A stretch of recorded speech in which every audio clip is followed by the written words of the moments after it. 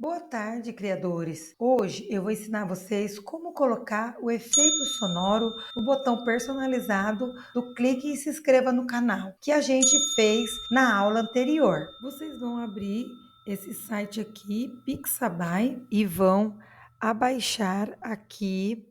Depois vocês vão lá em cima e vão digitar, tá? Sino. Dá um Enter e aí vocês vão escutar aqui de serviço. Vai aqui e vai fazer o download.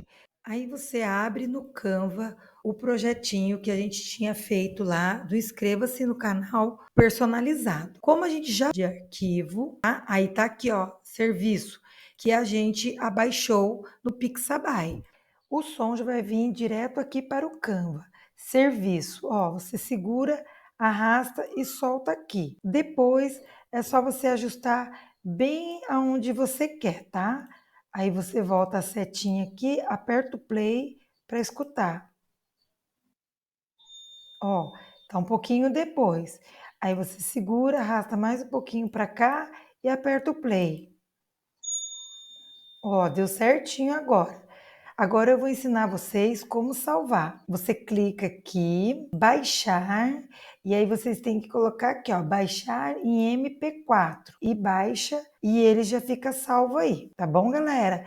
Esse foi o vídeo de hoje. Clica para se inscrever, deixa o seu joinha